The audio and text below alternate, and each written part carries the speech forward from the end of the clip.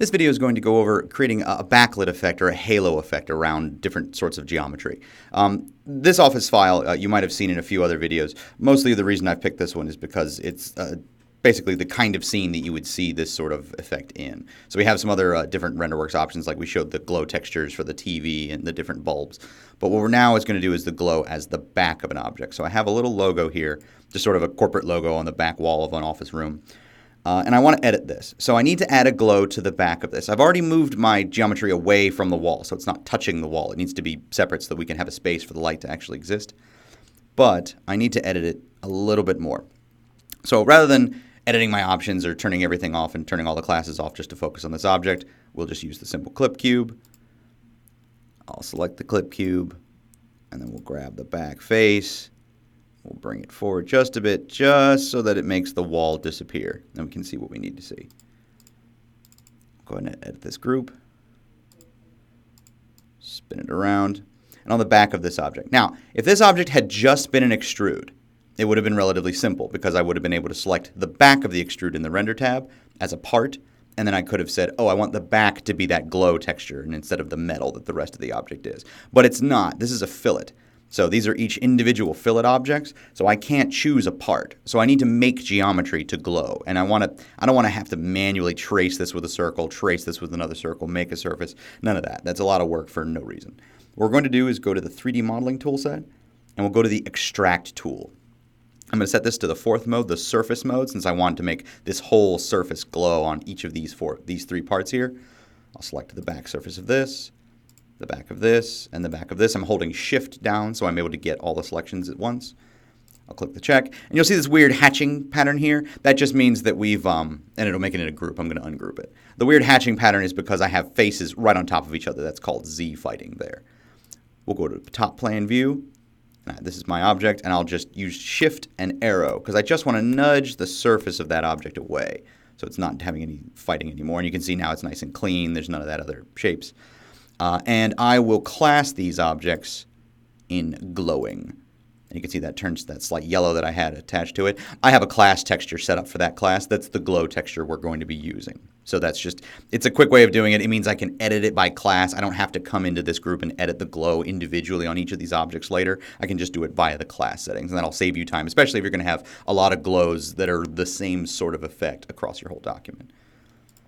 We'll exit this group, and we'll disable the clip cube. We'll go back around. But you'll see in OpenGL, I don't see what I'm expecting. So if I render this in OpenGL again, I'm not going to see any glow. OpenGL cannot show you glow textures. So even if you turn off all the other lights in here and it's the only light source, you're not going to see any glow. We have to use a RenderWorks mode to do that.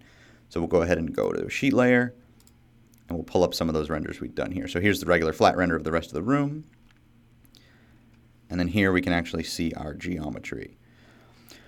So I've done two quick sets here. The two on the top took about 5, maybe 10 minutes each. They weren't a long time because I turned blur down. I left indirect lighting very high. Glow is controlled directly by indirect lighting, and soft shadows control what glow will look like. These two renderings on the top took maybe 5 minutes each to get a quick sample of it, and I could have turned it even lower. The aliasing is relatively good here. I could have turned this lower to get a quick idea of what that lighting was going to look like. The reason I mention that is because these two renders below, without the glow and with the glow, but with the nicer blurs, these took about 30 minutes. So waiting for 30 minutes just to get an idea of what you want your render to look like is a little inconvenient at best. So what I've done is in the file that you're going to get with this video, there are 3 render modes. There's one that's the high quality one, which is what I use here. There's a medium one, and then there's a very fast one. The very fast one, and these 3 modes are all designed for showing glow in high quality or showing glow in the fast as possible. And you can see here if we go to the glow texture itself, another trick you can use instead of increasing the brightness of the glow, because you can see here if we go to the resource manager and go to this texture and edit it, and the reflectivity is what controls the glow, so we'll edit that. I only have this set at about 150. I almost never recommend setting this higher than 200. If you do and it works fine for you, that's fine.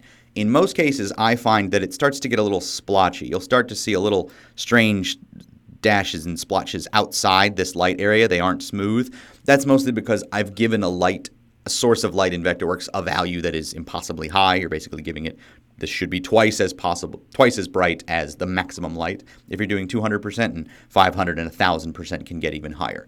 I recommend leaving those down, and instead, to increase the brightness, which I can show an example of here, to increase the brightness, what you'll do is you'll edit this viewport, and we'll choose to edit the camera.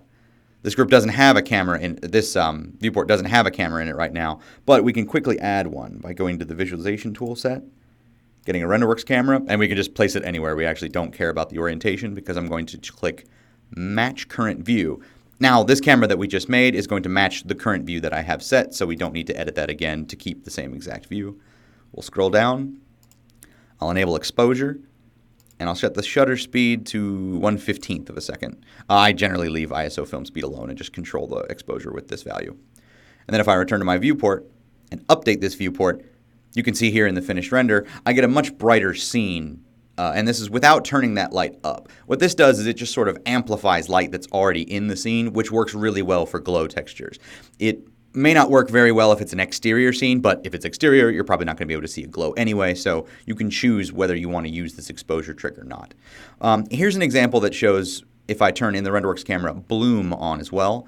Bloom gives you more of a sort of a foggy, sort of Vaseline lens effect over top of light areas artificially. It doesn't, exposure is very a realistic effect. It makes the scene brighter as if you had just adjusted the shutter speed on a camera in real life. Bloom is that sort of dreamlike glow quality that lights can have to them in artistic renders. So you can choose whether you want to use this or not, but these are the two, exposure and bloom, that are going to affect, in a RenderWorks camera, glow lighting on the back of an object that much. And of course you can go in here and, like I did before, if you edit this texture, you can make different, I generally make different variants of the texture, so I'll make one that's blue or one that's yellow, and you can just edit the color from here. But just editing this color, so if I edit this now, you can see here, the color in this is yellow. It's a whitish glow, but I have this set to pretty yellow. Adjust these colors relatively carefully. So if you pick black, for instance, that's going to give you a ridiculous look. You're not going to see a lot of light there.